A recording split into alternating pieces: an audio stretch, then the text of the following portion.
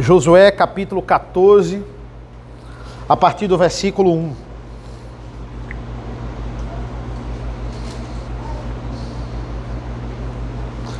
Assim diz a palavra do Senhor.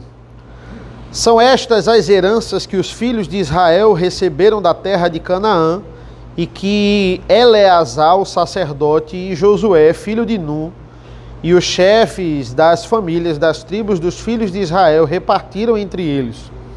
A distribuição da herança foi feita por sorteio, como o Senhor havia ordenado por meio de Moisés, a respeito das 9 tribos e meia.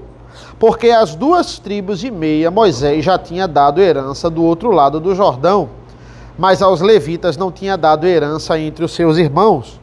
Os filhos de José constituíram 2 tribos, Manassés e Efraim. Aos levitas não deram herança na terra, a não ser a cidade em que habitassem e os seus arredores para o seu gado e para a sua posse.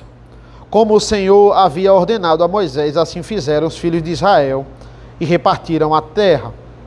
Os filhos de Judá chegaram a Josué em Gilgal, e Caleb, filho de Jefoné, o quenezeu, lhe disse: Você sabe o que o Senhor falou a Moisés, homem de Deus, em Cades Barneia, a respeito de mim e de você.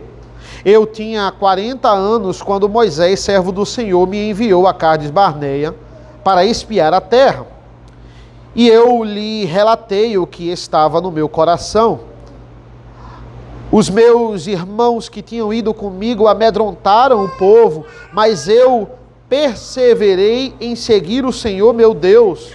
Então Moisés naquele dia jurou, dizendo: Certamente a terra em que você pôs o pé será sua e de seus filhos em herança perpétua, pois você perseverou em seguir o Senhor meu Deus.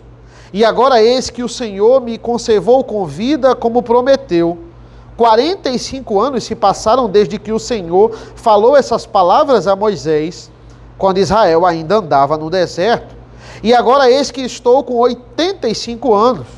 Estou tão forte hoje como no dia em que Moisés me enviou.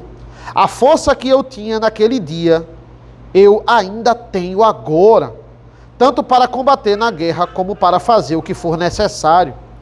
Dê-me agora este monte de que o Senhor falou naquele dia, pois naquele dia você ouviu que lá estavam os anaquins, morando em cidades grandes e fortificadas. Se o Senhor Deus estiver comigo, poderei expulsá-los, como ele mesmo prometeu. Josué o abençoou e deu a cidade de Hebron a Caleb, filho de Jefoné, para ser a herança dele. Por isso Hebron passou a ser de Caleb, filho de Jefoné, o quenezeu, em herança até o dia de hoje, visto que havia perseverado em seguir o Senhor, Deus de Israel. Antes disso, o nome de Hebron era Kiriat Arba. Este Arba foi o maior homem entre os anaquins, e a terra repousou da guerra. Vamos orar mais uma vez. Senhor nosso Deus, nosso Pai, nos prepara agora, Senhor, tanto a nossa mente como o nosso coração, para que a Tua palavra possa estar viva em nossas mentes, Senhor, que nós possamos entender cada versículo aqui lido no capítulo 14 de Josué. Esteja conosco, nos abençoa, em nome do Teu Filho amado Jesus. Amém. Irmãos, algumas pessoas tendem a brilhar mais do que outras. Como assim? Chamar mais atenção quando estão no ambiente mais do que outras pessoas. Isso é inevitável. Se você estiver com uma pessoa muito alta no ambiente, e você for do tamanho normal ou baixinho, aquela pessoa vai chamar mais atenção que você. Se você estiver com uma pessoa que tem um poder muito grande, tem um status ali, chama mais atenção, ela vai chamar mais atenção do que você. Tem uma simpatia, tem pessoas que são mais introvertidas, outras são mais extrovertidas, chega no ambiente, fala com todo mundo, domina o ambiente, essa pessoa vai brilhar mais. seja pela presença, seja pela influência. Tem pessoas que elas não podem simplesmente fazer o que a gente faz, ir no shopping, comprar uma coisa e voltar para casa. Tem pessoas que se pisarem no shopping, o shopping para. Elas precisam de segurança, elas precisam andar disfarçadas, elas não podem simplesmente pegar um metrô, pegar um ônibus, porque elas são muito famosas. Tem gente que gosta disso e tem gente que não gosta desse tipo de fama, porque perde uma certa liberdade. Muito diferente de nós. Se nós formos no shopping, ninguém vai perceber, ninguém vai ligar. E tem gente que encara isso como uma bênção. Irmãos, Josué é o líder deste povo aqui. E agora o seu nome está em bastante evidência. Ele era conhecido dentro de Israel e nas nações inimigas o nome dele era temido, agora que ele tinha conquistado todo o território que Deus mandou ele conquistar. Entre as nações ali, entre as cidades, internas, o seu nome era temido. A sua presença seria muito bem notada se ele estivesse naqueles lugares, como ele vai estar. Mas na época de Moisés, Josué não brilhava tanto. Josué não era um grande destaque, porque perto de Moisés, Josué não tinha esse destaque. Entenda, Josué só é mais famoso na Bíblia porque ele tem um livro com o nome dele. Se ele não tivesse um livro com o nome dele, ele não seria conhecido como um grande líder, principalmente porque ele veio depois de Moisés. Quando pessoas assumem o poder depois de grandes líderes, elas tendem a não aparecer muito, a não brilharem tanto. Por quê? Porque ele veio logo depois de um homem somente que liderou a libertação do povo. Somente do homem que foi escolhido e desceu com os 10 mandamentos, com as tábuas da lei. Somente o homem que escreveu os 5 primeiros livros da Bíblia, o Pentateuco, somente isso. E que livros! Se Josué não aparecia tanto perto de Moisés, imagine Caleb. Caleb perto de Josué. Prestem atenção, Caleb era a dupla inseparável de Josué.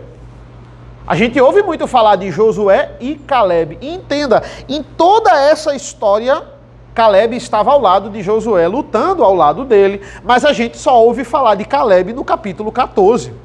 Em todos esses 13 capítulos que a gente estudou aqui, e eu expus, ninguém fala de Caleb, embora ele sempre esteja ao lado de Josué.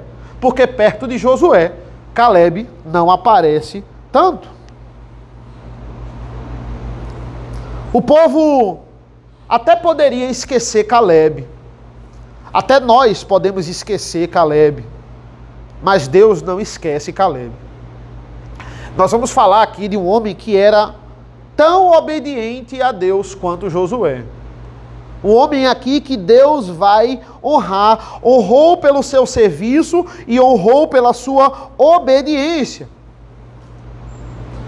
O que a gente vai ver aqui, né, dentro dessa narrativa, é que Caleb, e é interessante como ele se dirige ao Senhor, ele quer andar do mesmo modo como ele começou. Ele diz, olha, eu estou com a mesma força, eu estou com o mesmo vigor, eu estou com a mesma vontade de obedecer. Nós lemos isso aqui, igual a quando a gente começou e quando a gente sonhou que iria entrar nessa terra. A certeza de que ele iria possuir e de que ele iria conquistar a terra é a mesma fé e a esperança quando ele olha para trás e ele era um espia. Dentre aqueles 12 espias, lá de Números 13 e Números 14. É a mesma. Ele sabe e ele entende. Da mesma forma como ele falou lá em Números 13 e Números 14. Ele fala aqui e ele reconhece aqui. Essa terra pertence ao povo de Deus. E o exemplo de Caleb, irmãos, nos ajuda a entender com toda certeza aquilo que o autor escreve na carta aos Hebreus, capítulo 4, versículo 3. Nós, os que cremos, entraremos no descanso. O que é a terra de Canaã aqui? É a prefiguração da Nova Jerusalém. É a prefiguração do descanso. Nós que cremos já estamos no descanso e iremos ao mesmo tempo entrar no descanso no fim. É o já e o ainda não. A fé que tem o mesmo princípio da partida, ela tem a mesma finalidade na chegada. E sem fé, de fato, é impossível agradar a Deus. E entenda, a história de Caleb aqui, a gente entendendo um pouco do capítulo, ela começa no versículo 6, né? Ela vai até o final aqui do capítulo 14. No capítulo 15, a gente ainda tem Caleb, no episódio em que ele vai conquistar Hebron, certo? E, na verdade, todo esse bloco, ele começa no capítulo 13, a gente viu no domingo passado, e ele vai até meados ali do capítulo 19. Capítulo 19, versículo 51, é o que? São as heranças dadas ao povo de Israel. Aqui vai ser mencionado tribo por tribo, o território a território que o povo vai receber. E recapitulando, meus irmãos, o que Caleb relembra aqui é esse episódio aqui específico de Números 13 e 14, quando Moisés envia 12 espias, incluindo Josué e Caleb mais 10, para olhar a terra de Canaã. Moisés estava vivo aqui em Números 13 e 14, e é interessante porque aqueles homens, eles trazem informações para Deus, só que 10 trazem um tipo de informação, e 2, Josué e Caleb, trazem outro tipo de informação.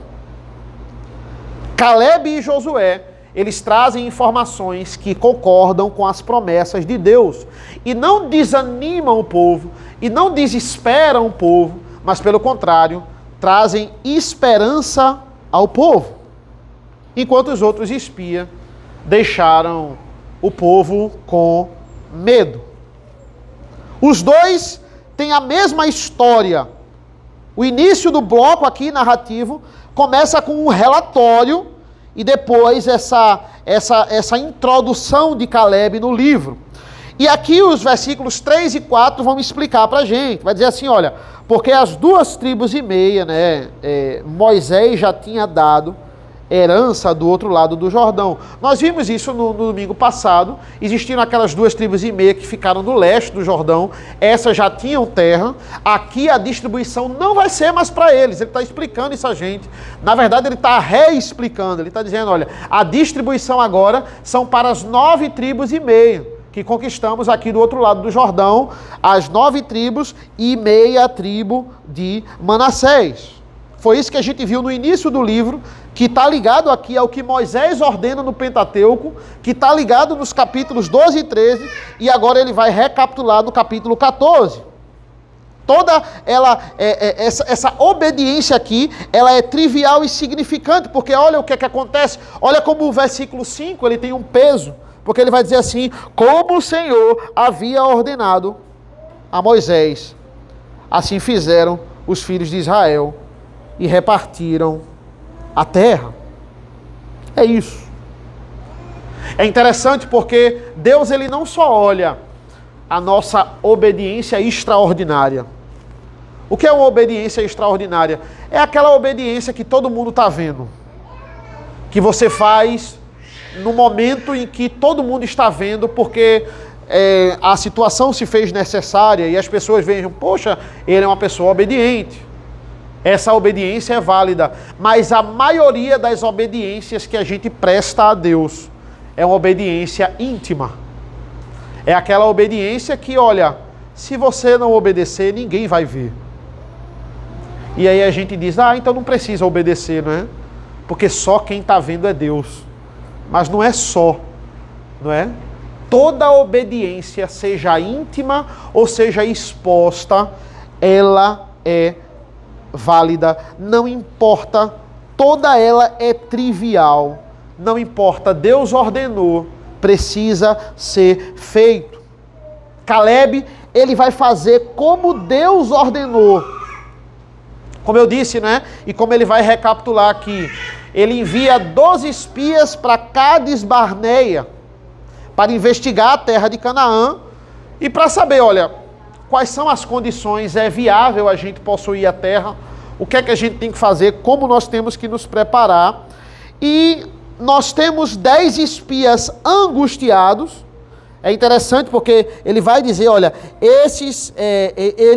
versículo 8, né?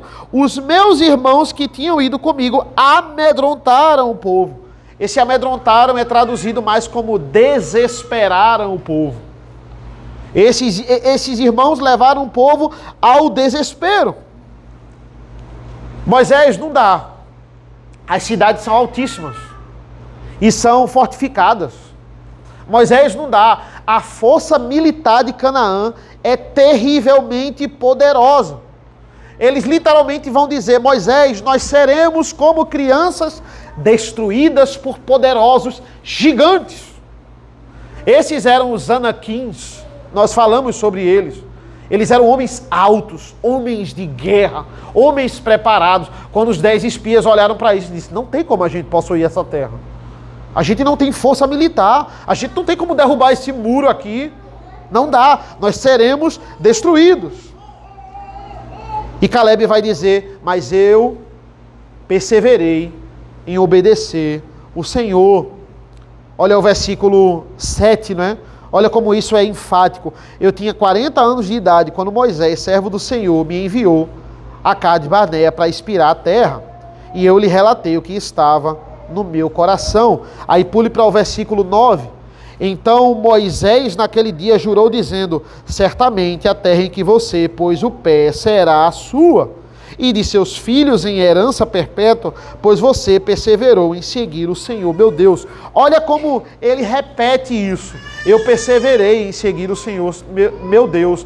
Deus diz isso a ele, pois você perseverou em seguir o Senhor, seu Deus. Aí vai para o 14. 14 diz assim, por isso Hebron passou a ser de Caleb, filho de Jefoné, o quenezeu, em herança até o dia de hoje, visto que havia perseverado em seguir o Senhor. Repetindo esse termo. Ele está enfatizando esse termo. Enquanto eles agiam por vista, só olhando as circunstâncias ao redor, Caleb, ele perseverou. Entenda, se a gente não vai entrar aqui nos detalhes de Números 13 e 14, mas isso quase custou a vida de Caleb. Os espias, eles olharam e eles disseram, você quer nos matar, você quer levar para uma terra onde todos vão ser destruídos. Quase que eles tentavam contra a vida de Caleb. Podemos possuir a terra, era isso que Caleb dizia, porque o Senhor está conosco. Imagina esses outros espias. Imagine o povo que agora que estava com medo. Imagina se isso fosse no sistema presbiteriano. Votação no conselho. Eles não passaria, né? 10 contra 2. Mas aqui eles não eram nem autoridades, eles eram espias aqui. Só que esse relato desses 10 espias, eles vêm com uma grande incredulidade. E esses homens queriam matar Caleb, porque eles diziam, olha, ele está nos levando para a morte. Caleb e Josué, eles não estavam olhando as circunstâncias. Eles estavam olhando as promessas de Deus. Esse é o foco aqui. Caleb diz, o Senhor é maior que os nossos inimigos. Essa era a perspectiva de Caleb e essa era a perspectiva do argumento dele. E entenda, ele ficou só. Essa foi a consequência.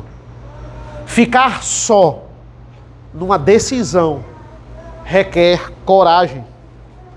Remar contra a maré não é fácil. Coragem para ser esquecido por todos. Não ter o suporte da maioria. Irmãos, se a gente parar para entender a realidade da nossa vida e das pessoas que nós convivemos no trabalho ou fora daqui, nós convivemos com pessoas que elas não têm a mínima noção e elas têm uma cosmovisão completamente diferente da nossa. Pessoas que o ápice da vida delas é ganhar dinheiro. Eu tenho certeza que vocês conhecem uma pessoa assim. Tudo que você faz, tudo que você produz, ela não entende por que você está fazendo com tanta dedicação se aquilo não está dando dinheiro. Sim, mas o que você está fazendo está dando dinheiro. No final você está ganhando quanto? Não, mas isso aqui, meu irmão, não estou fazendo para ganhar dinheiro mesmo. Isso aqui eu estou fazendo para servir a Deus. Ou eu estou fazendo de forma voluntária. Ou eu estou fazendo porque eu gosto, é um hobby meu. Não, mas se não dá dinheiro, por que você está perdendo tempo com isso?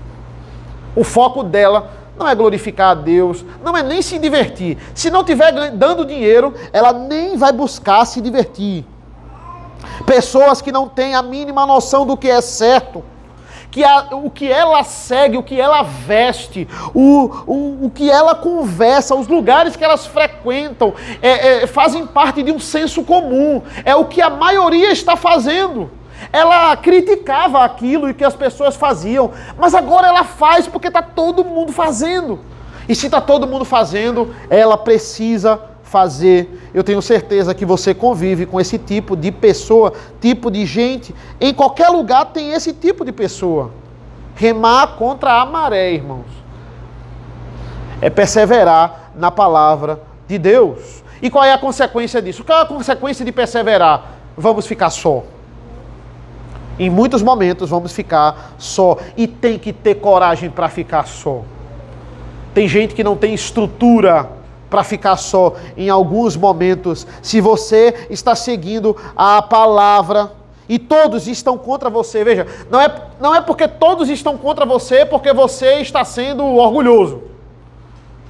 Todos estão contra você porque você está seguindo a palavra. Então fique firme, mesmo que você esteja só. Você precisa ter essa convicção. Eu convido você, abra comigo lá em 2 Timóteo, meu irmão, por favor.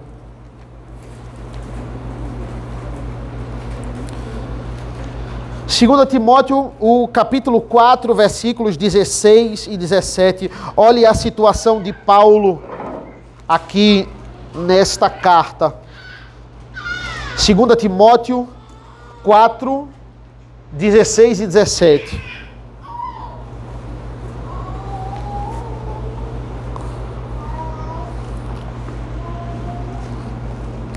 Ele vai dizer assim: na minha primeira defesa, ninguém foi a meu favor, todos me abandonaram. Que isto não lhe seja posto na conta, mas o Senhor esteve ao meu lado e me revestiu de forças, para que através de mim a pregação fosse plenamente cumprida e todos os gentios a ouvissem, e fui libertado da boca do leão. Paulo está lamentando aqui. Ele está dizendo: todos me abandonaram, mas ele ao mesmo tempo diz, a adversativa é: mas o Senhor me assistiu. É isso que acontece, entenda. Logo quando Josué morre, se a gente pegar, e a gente estudou na escola dominical, Juízes capítulo 2, nos primeiros versículos de Juízes, logo quando Josué morre, Caleb nem morreu, eles se voltam contra Deus. E eles começam a virar sincretistas. Eles começam a adorar outros deuses. Eles preferem Baal. Eles querem conviver com Deus e Baal. É isso aí. Eles começam a andar no ritmo dos cananeus. Aquele Israel que começou a se curvar aos cananeus, ao mundo e aos valores dele. Rapidamente, como eu disse, eles se tornam sincretistas. Eles começam a orar em nome de Deus e em nome de Baal. Imagina isso. A adorar o Senhor e também fazer um poste ídolo a Baal, a Moloque. Eles disseram: olha, se não der certo com Deus, vai dar certo com outros deuses. Eles começam a entrar no ritmo da idolatria. Eles estavam dentro de uma nova religião. Eles não queriam ficar só. Esses povos aqui que estão convivendo com a gente, se a gente só adorar a Deus, a gente vai ficar só. Eles não resistiram. Irmãos, resistir ao mundo é cansativo. Por que é cansativo? Porque a gente mora nele. Porque a gente convive com ele. Não é muito mais fácil ser levado pela correnteza? É muito mais fácil. Mas eles poderiam lembrar de Caleb, que decidiu seguir ao Senhor, olha, completamente. Servir ao Senhor completamente é difícil. Dar o mínimo é fácil. E a gente viu isso semana passada. Às vezes a gente negocia e às vezes a gente dá o mínimo da nossa adoração, mas dar o nosso máximo tem um preço. E o preço é alto nesse mundo. O preço é caro. Coisas que estão erradas, mas todo mundo faz. É isso que a gente tem que evitar. As pessoas vão pensar que você quer aparecer. Ah, não, que você quer aparecer fazendo o certinho aqui, coisa que ninguém faz. Não. Você não quer aparecer. Você quer servir a Deus. Ninguém está olhando. Todo mundo faz. Não vai ter consequência direta. Ninguém vai apontar o dedo para você e vai dizer que está errado. É aí que você vai mostrar se você serve a Deus completamente ou não.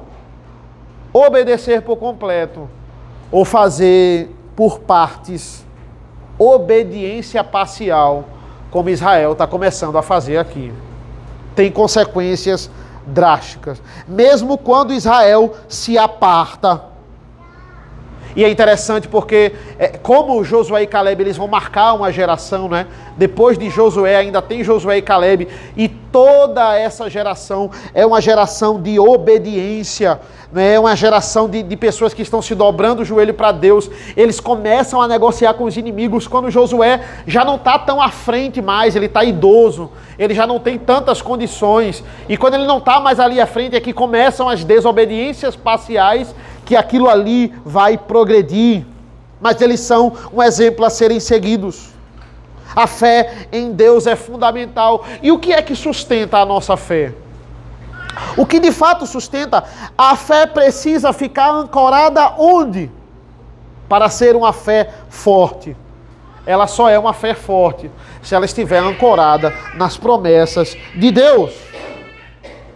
Entendam, como eu disse a vocês, remar contra a maré não é ser teimoso, não é ser chato, né? Tá todo mundo contra você porque você é chato, ou porque você é teimoso. Aí você diz, não, então eu estou satisfeito, porque andar no Senhor é andar sozinho. Mas não é andar sozinho para ser um fariseu, não é andar sozinho para ser uma pessoa orgulhosa, não. Essa fé, ela tem que estar fundamentada na promessa de Deus. Ela tem que estar fundamentada na palavra.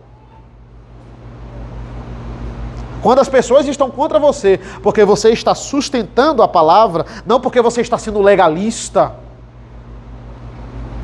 mas fiel às Escrituras, então tudo bem, a sua fé está ancorada nas coisas certas. Não é a nossa decisão de fazer algo, mas é fazer aquilo que Deus manda e ser obstinado, assim como Caleb, a fazer o que o Senhor quer. Olha o versículo 6, diz assim: os filhos de Judá chegaram a Josué em Gilgal, e Caleb, filho de Jefoné, o quenezeu, lhe disse: você sabe o que o Senhor falou a Moisés, homem de Deus, em Cades Barnea, a respeito de mim e de você. Olha a indagação, olha como Caleb chega para Josué. Ele está dizendo assim, olha, você sabe o que Deus falou sobre a gente. Olha, o que eu vou pedir agora não é a minha vontade.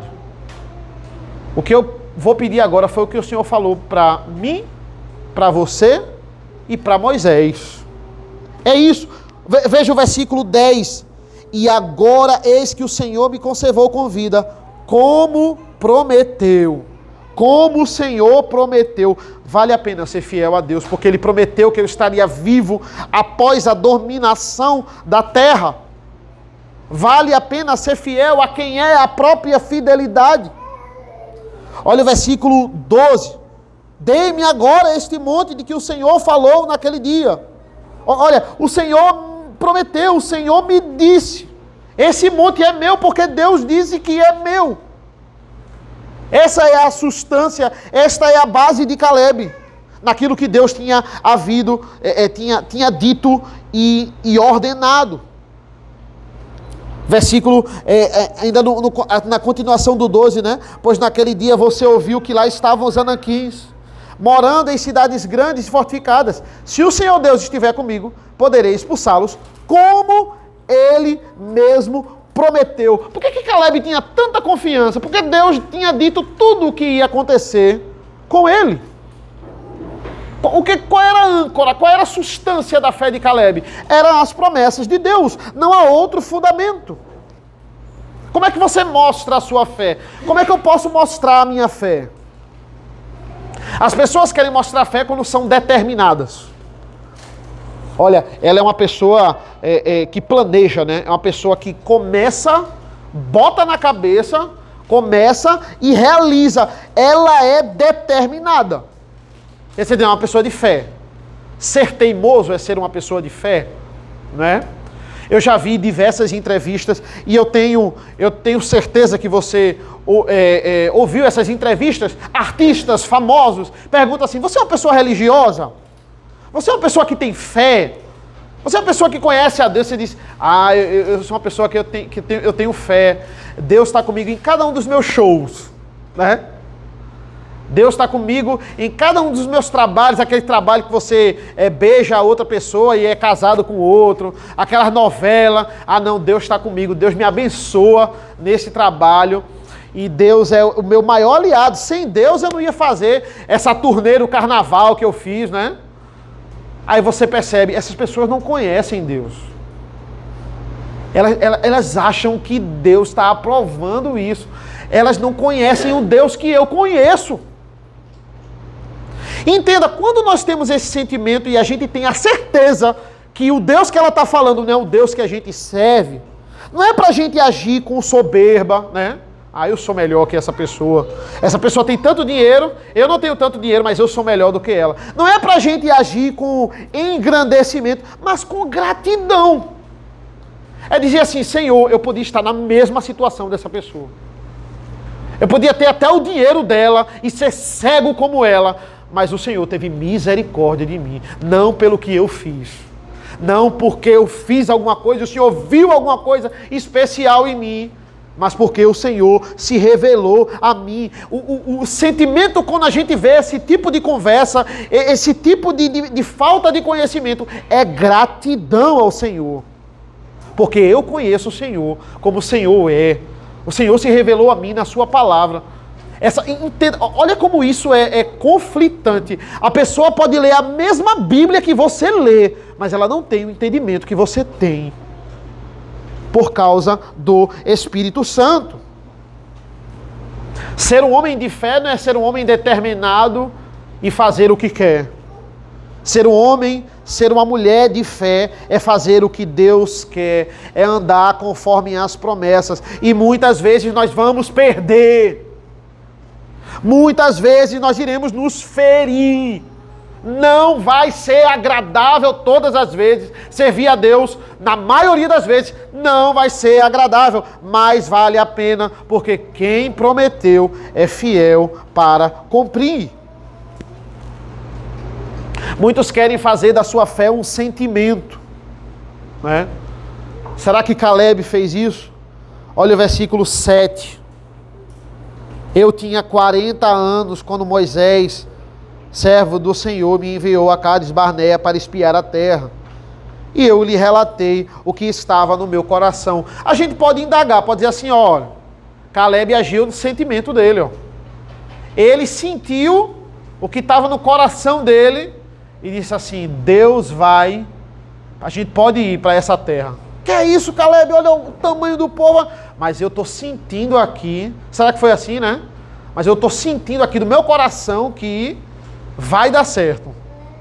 Se nós lermos esse versículo solto, só esse versículo, e não entendermos todo o contexto de Josué, realmente a gente pode achar que Caleb agiu com o coração aqui. Mas não. Pode ver que todas as coisas que ele cobra a Josué, ele está dizendo: olha, lembra que Deus falou isso e ele prometeu? Lembra que Deus falou isso e ele prometeu? Só que, qual é o diferencial aqui? O que estava no coração de Caleb era a vontade de Deus. O que Caleb sentia era exatamente o que Deus queria. Era fazer o que Deus mandou. Se agirmos segundo os nossos sentimentos, nós seremos incrédulos, irmãos. Porque às vezes a gente comete a loucura de colocar a nossa fé na própria fé. Colocar a fé da gente na própria fé. Eu não creio em Deus, eu creio na minha fé. Eu creio em como eu tenho fé. Em como eu sou fiel a Deus. Você diz assim, qual é o fundamento que você tem para dizer assim, fulano é um homem de fé?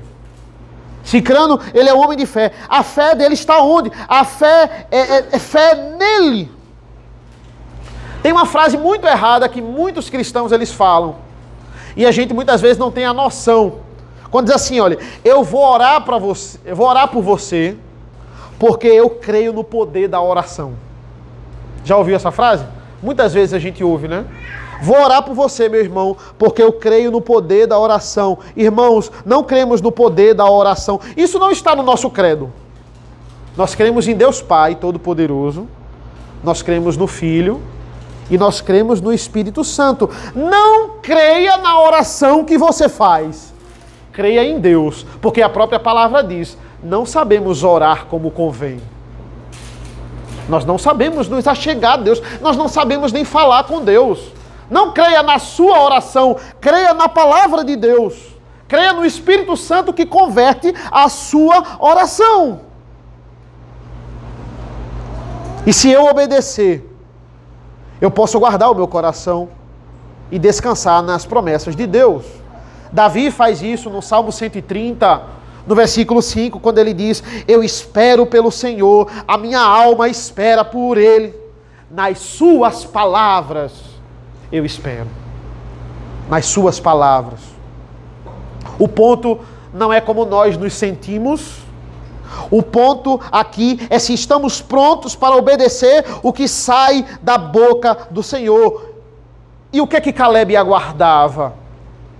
Veja o versículo, o 10 ainda, que diz assim, e agora eis que o Senhor me conservou com vida, como prometeu, 45 anos se passaram desde que o Senhor falou essas palavras a Moisés, quando Israel ainda andava no deserto.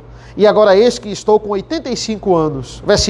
Olha o versículo 11. Estou tão forte hoje, como no dia em que Moisés me enviou.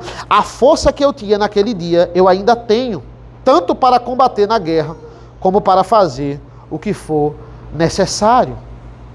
Eles já tinham entrado em Canaã, mas como eu disse no domingo passado, agora eles precisavam de força para fazer o que deveria ser feito. Por quê? Porque naquela terra ainda não tinham estrangeiros internos naquela região. E olha o que Caleb diz. Eu tenho 85 anos, mas a minha força e minha vontade de obedecer é a mesma força e vontade de obedecer de 45 anos. Essa é a minha força. Caleb estava pronto para cumprir as promessas de Deus. Estava grato de coração. O Senhor me manteve vivo. O Senhor cumpriu a promessa até aqui e não vai cumprir até o final. Caleb tinha plena certeza. Caleb passou pelo deserto. Caleb passou pelos perigos do deserto junto com Josué e persistiu em confiar no Senhor. E ele fez o que é recomendável fazer na caminhada cristã. E como a gente falou na semana passada, ele olhou para o passado com uma boa nostalgia. Ele diz, olha o que é que Deus realizou. Olha onde a gente estava e olha onde nós estamos agora. Ele olhou para o passado com uma boa nostalgia. Olhar para o passado da forma correta. Não desejando estar no passado e sem se preocupar com o presente. Olhar para o passado vendo o que Deus fez, mesmo sem enxergar um palmo na sua frente. Essa é a nossa garantia. Se Deus lhe ajudou até aqui, será que Ele não vai lhe ajudar amanhã? Será que Ele não vai lhe ajudar no próximo mês? Se Ele lhe manteve até aqui, será que Ele vai lhe abandonar agora? É claro que não. O nosso Deus é fiel. Caleb, ele não queria aqui apenas a força de 40 anos. Ele estava com firmeza no passado, né? A maioria só quer tem 80, só quer o vigor dos 40, né? Mas Caleb não queria só isso. Ele queria a mesma fé que sustentou ele lá. Ele queria que sustentasse ele aqui, agora. A maioria não está nem aí para a fé. Eles só querem a fonte da juventude. Mas o mais importante não é chegar com o mesmo vigor, com a mesma disposição. É chegar com uma fé mais madura. É chegar com uma fé agora confiada nas promessas. Mais forte do que quando você começou a jornada. Esse é o natural. As pessoas valorizam só o vigor. Porque o que você vai conquistar não vai ser pela espada, não vai ser pela sua força, mas vai ser pela fé. A fé que vai produzir força e ânimo, é isso que Caleb está olhando. Versículo 12 novamente. Olha, a parte B aqui, pois naquele dia você me ouviu, que estavam lá os Anaquins. Ele está falando com Josué e ele está dizendo, lembra Josué, lembra dos inimigos que a gente enfrentou. Olha, lembra das serpentes no deserto. Lembra das muralhas que eles falavam que a gente não ia passar. Lembra dos reis sedentos por vingança e com a certeza que ia nos derrotar. Lembra, Josué, dos outros espias com medo. Lembra da falta de fé do povo, os espias querendo nos matar. Lembra da fama de como eram impenetráveis os Anaquins. Eles eram homens de guerra. Lembra da quantidade deles. Lembra de como eles eram numerosos. Lembra disso, Josué. Olhem a história. Quantas lutas esses dois passaram juntos. Qual é o convite de Caleb para nós nessa noite, irmãos? O convite é: parem de olhar só os problemas. Parem de focar. Paremos, que nem só vocês não, somos todos nós. Paremos de focar só nos problemas, ansiosos, achando que o nosso Deus não está olhando para nós, e experimentemos viver pela fé. É a história do vendedor de sapatos. Faço essa aplicação para vocês nessa noite. Um vendedor de sapatos chega numa ilha e quando ele olha, ele iria abrir uma loja de sapatos, ele fica desanimado, cabisbaixo, e volta dessa ilha e diz ao outro vendedor de sapatos: voltei da ilha porque ninguém usa sapatos nessa ilha, todos andam descalços. O outro vendedor de sapatos chegou e foi prontamente para a ilha e abriu a loja, porque ele diz: essa é a loja que eu vou ficar rico, essa é a ilha que eu vou ficar rico, porque ninguém usa sapatos. Essa é a perspectiva moral da história. As dificuldades não devem, meus irmãos, nos desanimar. As dificuldades, elas estão na nossa vida para estimular a nossa fé. Estimular a nossa fé. Não era porque Caleb era um estrategista. Não era porque Caleb era um otimista. Caleb não tinha fundamento, humanamente falando, para ser otimista, mas ele era um homem de fé. Você pode ser otimista e ter fé, sim. Quando você enxerga uma situação favorável e você diz, vai dar certo, você é uma pessoa de fé e também pode ser uma pessoa otimista. Choveu, fez sol o dia todo e você está otimista de que de noite também não vai chover para você caminhar na praia. Ó, não choveu o dia todo, então de noite também não vai chover. Eu espero em Deus para eu caminhar na praia. Agora, a partir do momento que chove a semana toda, choveu a semana toda, mas essa noite não vai chover e eu vou caminhar na praia. Aí acabou o otimista e começou a entrar o homem de fé, né? Não, agora não vai chover, só essa noite, porque eu quero caminhar na praia. A barreira do otimismo já ultrapassou. Por quê? Porque as circunstâncias estão totalmente desfavoráveis. Agora é fé. Pela quantidade dos inimigos que Josué e Caleb tinham pela frente, apenas o otimismo, apenas confiar em si mesmo, não iam ajudar os dois. Não iam ajudar. Não ia ajudar o povo de Israel, precisava de fé. E é por isso que sempre Deus aumentava a dificuldade deles, para exercitar a fé. É por isso que sempre Deus aumenta as nossas dificuldades, para você exercitar a fé. É até uma brincadeira lá dos professores da academia cristã. A gente diz assim, ó, não peça nem por fé e nem por paciência a Deus. Se você pedir por fé e se você pedir por paciência, Deus ele vai fazer o quê? Ele vai lhe dar provações, que você vai exercitar a sua fé, e ele vai lhe dar coisas para que você fique tentado a perder a paciência, mas testar a sua paciência. Não peça isso a Deus. Mas de fato precisamos pedir. Lembra dos Anaquins, Josué? Eles não foram... e é interessante porque... voltem comigo lá no capítulo 11, por favor. Capítulo 11, versículos 21 e 22, apenas do mesmo livro de Josué. Ele vai dizer assim, capítulo 11, versículos 21 e 22. Naquele tempo, Josué foi e eliminou os Anaquins da região montanhosa de Hebron, de Debi, de Anabe e de todas as montanhas de Judá e de todas as montanhas de Israel. Josué os destruiu totalmente com as suas cidades.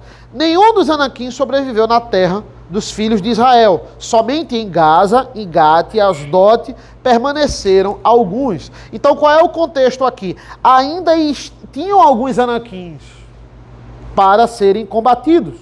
Eles derrotaram aqueles do capítulo 11, mas agora Caleb tinha que expulsar uns da terra aqui. E entendam que ele não é arrogante. Ele está dizendo, eu não vou derrotá-los na minha força, eu vou derrotá-los segundo a promessa do Senhor. Ele não é confiante no sentido de soberbo. A fé bíblica dá isso a ele. E o que é que a gente tem aqui, irmãos? Só para nós entendermos o que é que segue mais adiante, não é?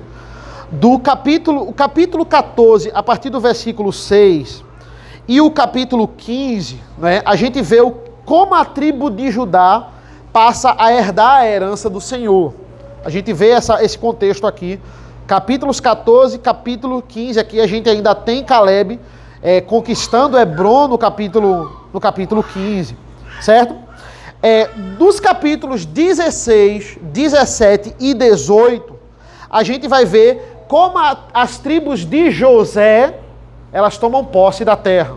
Como as de José tomam posse ali até o capítulo 18, certo? E é interessante porque a gente focou agora aqui na confiança de Caleb, capítulo 14, certo? E é interessante porque quando a gente vai ver o povo da tribo de José, eles não estão com essa confiança de Caleb aqui. Por exemplo, quando a gente chega lá no capítulo 17... versículos 14 a 18 ali, a gente vai ver a queixa da tribo de José em relação à tomada da terra. E é interessante porque a gente ouviu aqui diversas vezes, né? Olha, o que Moisés falou, nós cumprimos. O que Moisés falou, nós confiamos. Mas ao longo do texto, o que o narrador está querendo mostrar aqui para a gente é esse grande comparativo. No capítulo 17, a gente tem um número muito grande de pessoas, mas não tem o zelo que Caleb tem aqui. Mas não tem o zelo nas promessas. Caleb, é isso que o narrador quer nos mostrar a partir de agora. Caleb era velho, mas a sua fé era forte. No capítulo 17, os filhos de José eram fortes, eles tinham força, mas eles vão negar a palavra de Deus, mas eles vão negociar a fé deles, eles vão abandonar Deus e cair na apostasia. Tão fortes, tão numerosos, Caleb tão velho, tão com pouca gente aqui. Esse é o contraste aqui. Ele quer nos mostrar esse contraste.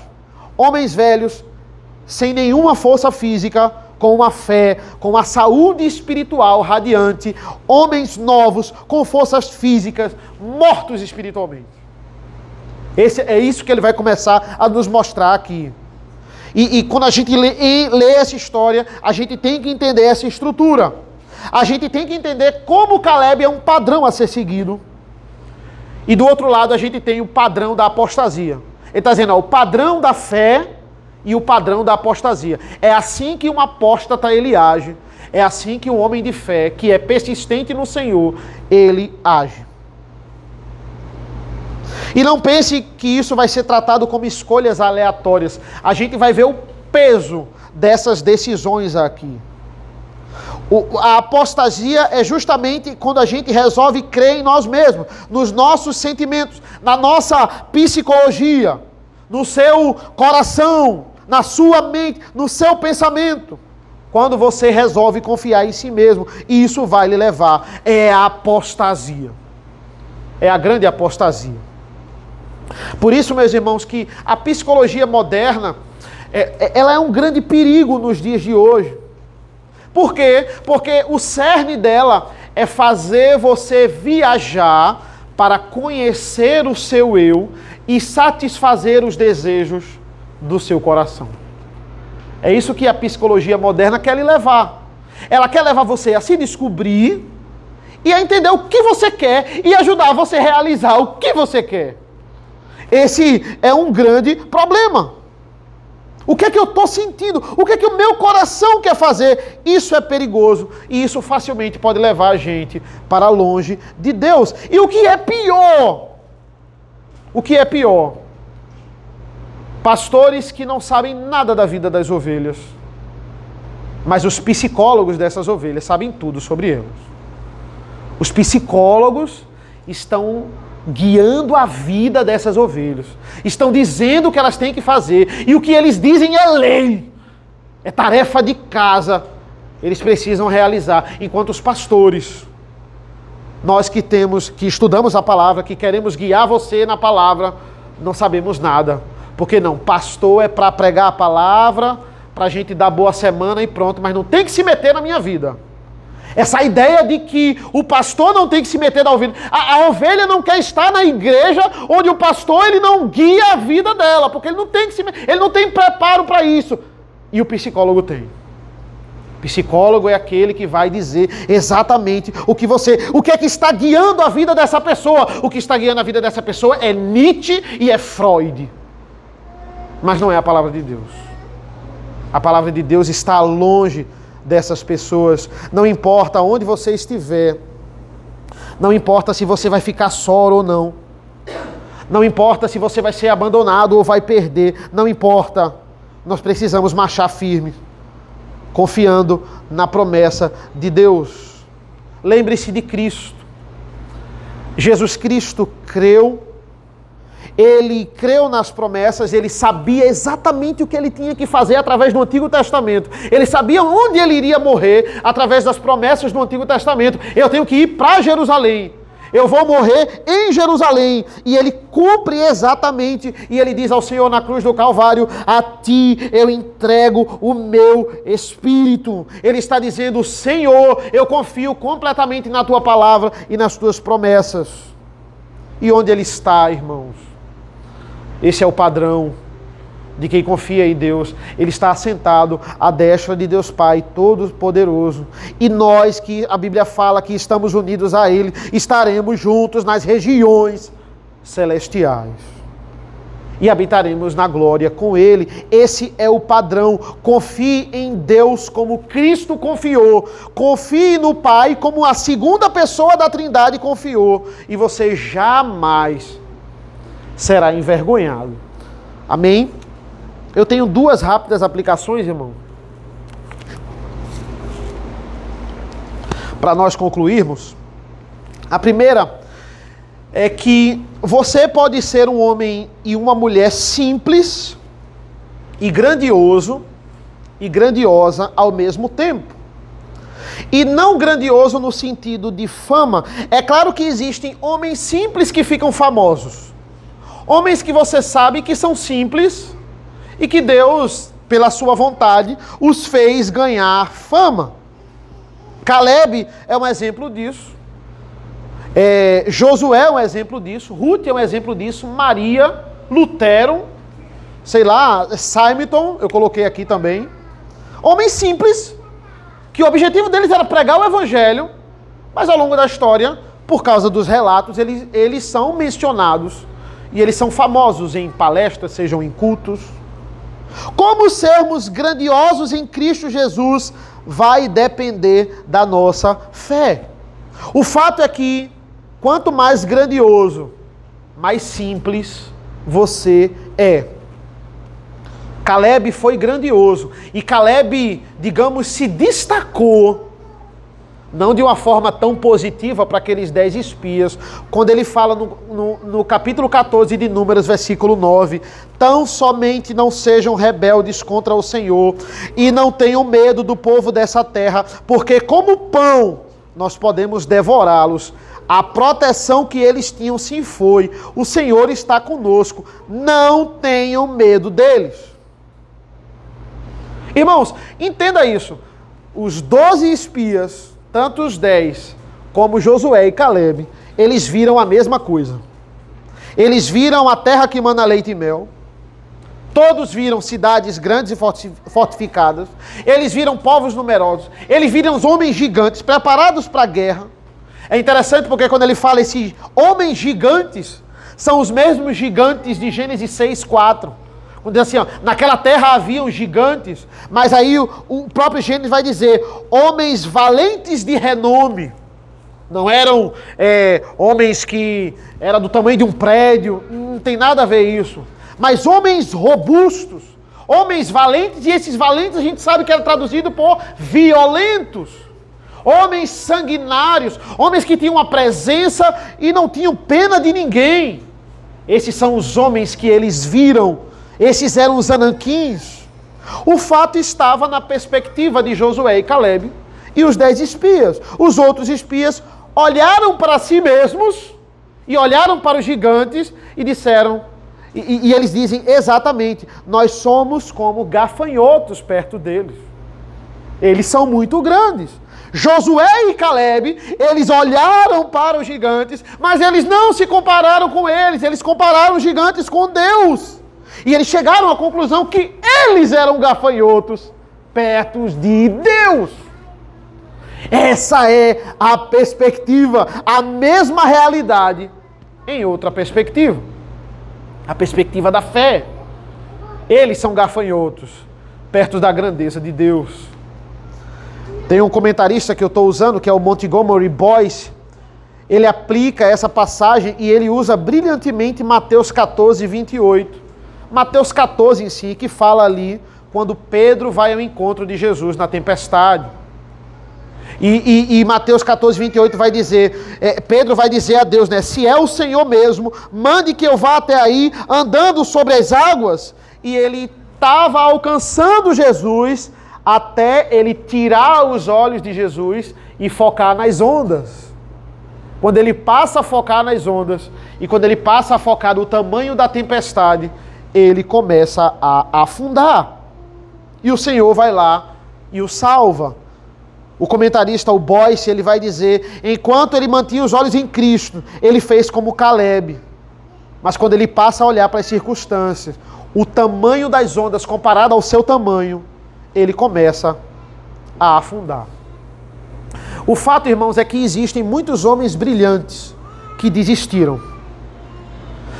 Homens criativos, homens que eram um grande diferencial, mas eles se perderam porque eles não insistiram, porque eles não foram mais além. São incontáveis os gênios que estão em casa e eles jogaram a sua vida fora. A questão não é ser superdotado ou ter um QI elevado. A questão é o quanto você aguenta cair e levantar novamente. A questão é, você é persistente, o quanto a sua persistência está focada em Cristo e não nas circunstâncias ao seu redor. E isso vai fazer você ser um grande homem e uma grande mulher, embora simples, em Cristo Jesus.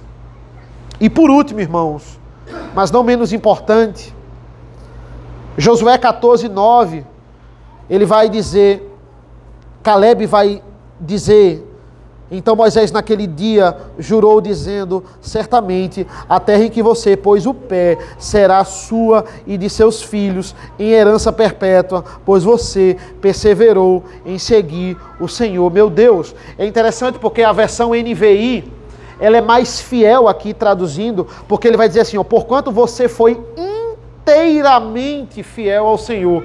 Eu creio que essa palavra inteiramente, ela não deveria ter sido subtraída, porque esse é o diferencial do serviço de Josué e Caleb.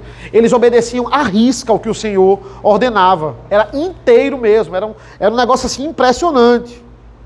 E entenda, irmãos, um dia você vai se aposentar do seu trabalho, um dia você vai parar de trabalhar, um dia os seus pés vão estar cansados e a sua mente não vai dar conta mais como agora. Um dia a gente não vai ter mais saúde para acompanhar uma liderança de uma igreja. A gente não vai ter como, a nossa mente já não vai mais estar suportando. Um dia eu não vou ter saúde e vigor para preparar sermão. Não vai dar mais, por causa da velhice. E isso é a vida. Nós não vamos estar mais lúcidos para isso, mas nós devemos entender, nós jamais nos aposentaremos da nossa vida espiritual. Não tem aquele dia que a gente diga assim, olha, eu já servi ao Senhor demais. Eu ainda estou vivo, mas eu não preciso mais ser submisso na igreja, eu não preciso mais ser submisso a Deus, eu não preciso mais pregar o Evangelho, eu não preciso mais trabalhar para Ele. Não tem esse dia. Enquanto nós estamos vivos, enquanto ainda tem fôlego no nosso corpo, nós precisamos adorar a Deus. Os gigantes foram uma grande tentação na época de Números. Mas agora tinha outra tentação aqui no livro de Josué. Josué 13:1 vai nos informar, havia muita terra para ser conquistada. Caleb, no território de Deus, ele precisava expulsar os estrangeiros. Ele tinha que expulsar, ele expulsa os estrangeiros de duas cidades, Hebron e Debi. A gente vai ver isso no capítulo 15. Com 85 anos, ele toma Hebron sozinho. Ele e o exército.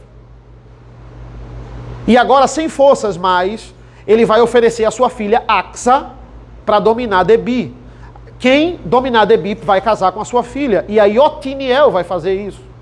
Mas veja, ele não tem mais forças, ele arranja alguém para fazer. Ele lidera essa empreitada, porque o Senhor colocou nas mãos dele. A paz de nossos tempos também é uma grande tentação para a gente olhar as circunstâncias e dizer assim, olha, não precisa focar em Cristo. E naquele contexto, que era um contexto de falsa paz, Israel vai colher cada inimigo que ela deixou morando na terra. E Caleb entendeu isso, irmãos, e o que ele entendeu, nós precisamos entender hoje. Você jamais vai se aposentar da sua vida cristã. Se você está vivo, tem algo ainda para você fazer, tem algo para você acrescentar no reino de Deus. Faltou vigor para Caleb conquistar as duas cidades, mesmo assim ele não deixa de conquistar, porque ele servia ao Senhor inteiramente, com todo o seu ser. Esse é o tipo de serviço, irmãos, que Deus ele exige de nós. Amém? Vamos orar mais uma vez. Vamos ficar de pé nesse momento.